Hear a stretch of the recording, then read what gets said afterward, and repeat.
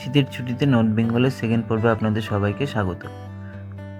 যারা যারা প্রথম পর্ব এখনও দেখে আসেননি, অনুরোধ রইল তাদেরকে দেখে আসার জন্য।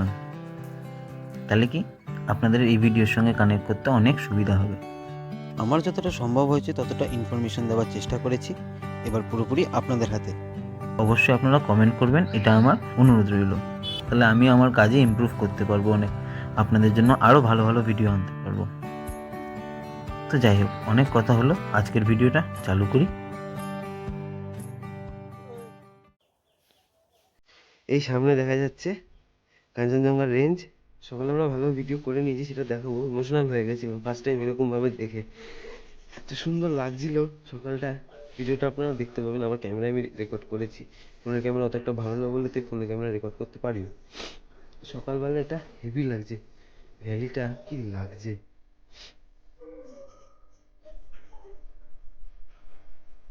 এই হচ্ছে ভিউ, আর এই ঠিক মাঝখান থেকে কাঞ্চনজঙ্ঘাটা দেখা যাচ্ছে।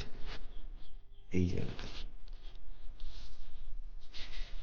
যাই হোক, সার্থক এবারে আসা। 3বারের মাথায় এটা দেখতে পেলাম, কি যে লাগছে বলে বোঝাতে পারবো না। চোখের সামনে যেটা দেখছি, যারা প্রথম দেখেছেন তারা জানেন অনুভূতিটা কি, সেই অনুভূতিটা আমারও হচ্ছে। আর কথা বলতে অসুবিধা হচ্ছে, হাতটা জমে যাচ্ছে যথারীতিভাবে। সকালের চা আমাদের চলে এসছে, থ্যাংক ইউ দাদা। আমরা এখন ঘুরতে বেরিয়েছি, এখন প্রায় 8টা বেজে গেছে। এখানে এইসবের জন্যই আসা, বেস্ট ভিউগুলো পাওয়ার জন্য। কি লাগছে দেখতে ভিউগুলো। একটু হাঁটতে বেরিয়েছি আপাতত।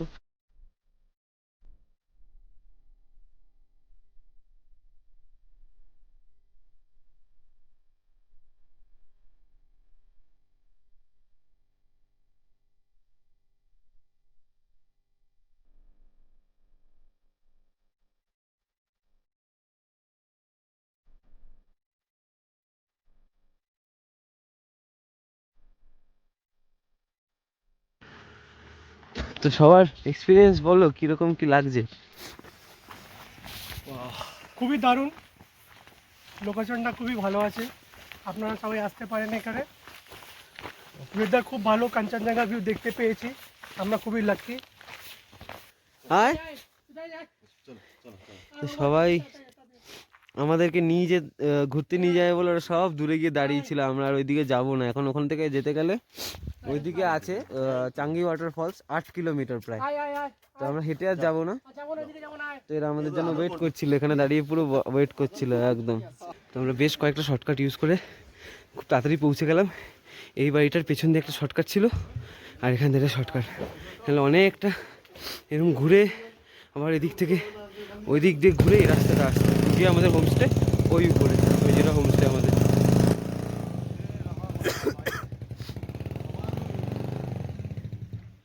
ঘুরে আসতে না আসতেই দেখি আমাদের ব্রেকফাস্ট রেডি। তো ব্রেকফাস্টে ছিল নান, আলুর তরকারি আর হচ্ছে গিয়ে ম্যাগি। তো খেয়ে দিয়েই আমরা বেরোবো। আর এই হোমস্টেতে মাথা পিছু খরচ 1500 টাকা করে। তো রাস্তাটা দেখছেনি কিরকম রাস্তা, এরকম। তো দাদার কাছে আমরা মানে 400 টাকায় বুক হয়েছে, মানে আমি আর ওই দাদা, আমার ওই পেছনে দাদারা আছে। 400 টাকা দাদা আমাদেরকে ছেড়ে দেবে, কলাখামের চেকপোস্ট অব্দি আমাদের ছেড়ে দেবে। রাস্তা এতটাই বাজে, তো আমাদের ওই গাড়িতে যেতে পারলাম না বলে আমাদেরকে এটা বাধ্য হলাম করতে। যদি অবশ্যই আসেন তো এখানের লোকাল গাড়ি বা লোকাল যারা আছে এই গাড়ি বুক করাটাই বেস্ট হবে, নিজেদের গাড়ি না নিয়ে আসাটাই ভালো এই জায়গাটাতে। কারণ এই জায়গাটা এতটাই বাজে রাস্তা, কিন্তু কিছু করার নেই। তখন এখানে যে পাখি পশু যারা সব আছে এদের যাতে কোনো সমস্যা না হয়, তাই জন্য এই জিনিসটা আর কি করা, মানে রাস্তাটা না ঠিক করাটাই ভালো। আমাদের কলকাতাতে আমরা তো না পাখি দেখতে পাই ভালো, না কিছু দেখতে পাই, সব হারিয়েছি। তো যদিও এখানে যেহেতু এটা প্রিজার্ভ করা আছে তো থাক, এটা ওরকম থাকাটাই আমার মতে বলে ভালো। আর আপনাদের কি মতামত আপনারা কমেন্ট অবশ্যই জানাবেন। এতগুলো কথা বলার কারণ একটাই, রাস্তাঘাট যত বেশি ভালো হবে তত বেশি ট্যুরিস্টের আনাগোনা বাড়বে। ফলে কি হবে, গাছগাছালি কেটে হোমস্টে তৈরি করা হবে, ঘর হারাবে এই ওয়াইল্ড লাইফ অ্যানিমেলসগুলো, ব্ল্যাক বেয়ার, রেড পান্ডা, যারা এখানে আর কি বসবাস করে। শুনেছি এখানে বর্ষাকালে নাকি দেখতে পাওয়া যায় এদের কোনো কোনো সময়। তো আমি হয়তো কোনো না কোনো এককালীন দেখতে পাবো, বর্ষায় এখানে ভিজিট করার চেষ্টা করব। তো দেখা যাক কবে সেটা হয় সুযোগ। আপাতত আমরা এখান থেকে বেরোচ্ছি, কোলাখাম থেকে যাচ্ছি কাফেরগাঁও।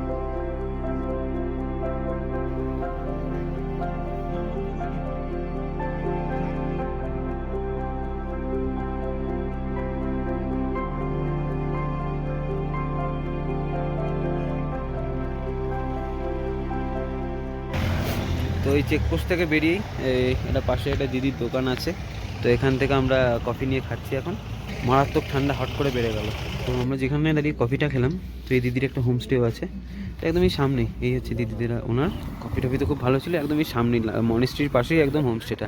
যে নাম্বারটা আপনারা দেখলেন ওটা স্ক্রিনশট নিয়ে নিন, আর তারপরে ফোন করে চলে আসুন। 1200 টাকা করে পার হেড, 4 বেলা খাবার দিয়ে। ভালো হয়েছে। তো এখন আমরা লাভা মনিস্ট্রির ভিতরে যাচ্ছি। তো এই হচ্ছে কি রাস্তাটা এরকমভাবেই যাচ্ছে, চারিদিক দিয়ে প্লেইং ফ্ল্যাগগুলো লাগানো। না ওটা পকেটে এখন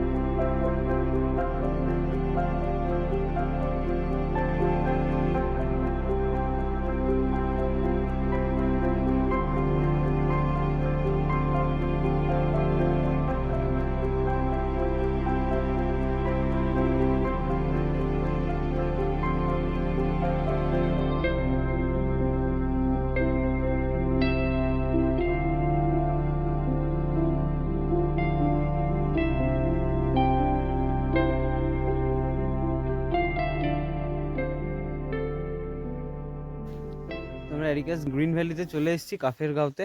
লাস্ট 200 মিটার বাকি আছে। রাস্তাটা এই যে এরকম স্টিফ, এরকম নিচে গেছে, ওই যে দেখা যাচ্ছে আমাদের গাড়ি দাঁড়িয়ে আছে। মারাত্মক স্টিফ রাস্তা। আর এই যে আমাদের হোমস্টেটা, এই যে সামনে যেটা দেখা যাচ্ছে, এই হচ্ছে কি ভিউ। ওই হচ্ছে কি আমাদের হোমস্টে।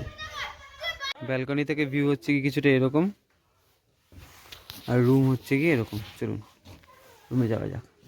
এই হচ্ছে কি আমাদের পুরো পাইন কাঠ দিয়ে রুম তৈরি, কোনোটা খুব ভালো।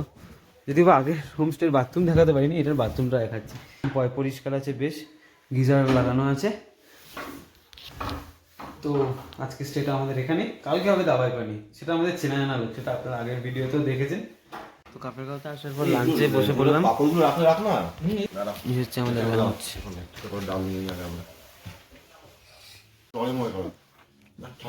তো আমরা এখন কাফেরগাঁওতে আছি। চা পকোড়াটা সবে আসলো আমাদের, আর ভাইব নো ডাউট এ ক্লাস।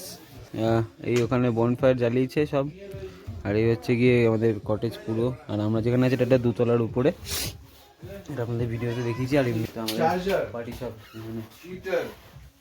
চা পকোড়া খেতে ব্যস্ত। রাত্রে ডিনার করতে চলে এসেছি।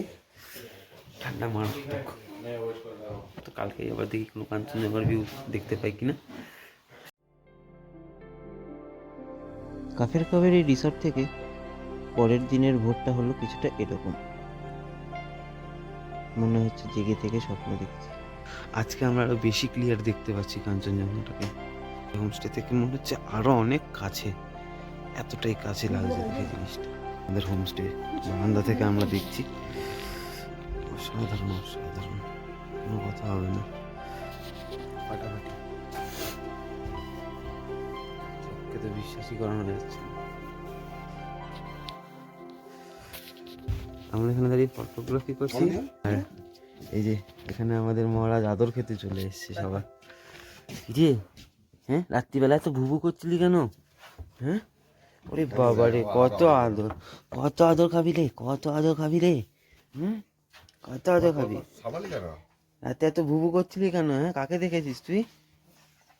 কাকে দেখেছিস? কাকে দেখেছিস? কাকে দেখেছিস রাত্রিবেলায়? হ্যাঁ, কি কি আরো লাগবে, আরো আদর করতে লাগবে। হ্যাঁ, কাকে দেখে বুবু করছিলি? হ্যাঁ, কাকে কাকে দেখে বুবু করছিলি এরকম রাত্রিবেলা? না, খুব ফ্রেন্ডলি, খুব ফ্রেন্ডলি, মারাত্মক ফ্রেন্ড। আমাকে তো ফ্রেন্ডলি দেখাচ্ছি না ভাই।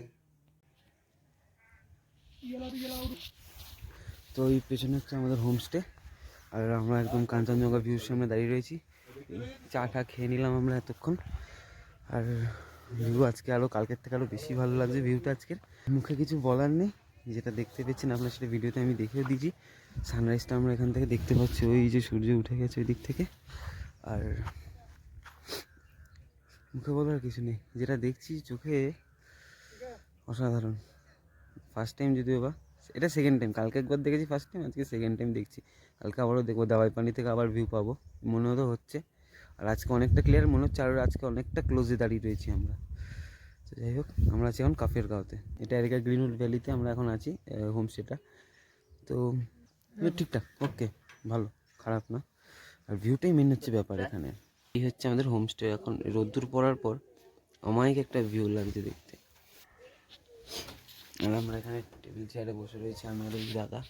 আর তার মধ্যে এখানে কারেন্ট নেই, গরম জল ছাড়া তো স্নান হবে না, মারাত্মক ঠান্ডা। 3 বা 4 হবে এখন আশা করছি। যাই হোক, অবস্থা খারাপ। যদি ঠান্ডা জলে স্নান করি তো করবোই না, মাথা খেপেছে নাকি। বেশ ভালো। কোনো রকমে মুখ হাত পা ধুয়েই চলে আসলাম ব্রেকফাস্ট করতে। ব্রেকফাস্ট করলাম। তো আমাদের এখানে মাথা পিছু পড়েছে 1300 টাকা করে। তো কাফের গাঁওতে ঘুরতে আসলে এই হোটেলটা রেকমেন্ডেড, কিন্তু নিজেদের গাড়ি এখানেও নিয়ে আসবেন না। আমি যাচ্ছি সোজা দাওয়াই পানির দিকে। তো রাস্তার মাঝখানে আরও বেশ কয়েকটা ভিডিও হবে, সেটা আপনারা দেখতে পাবেন। যাচ্ছি ক্যানোপি ওয়াকের দিকে।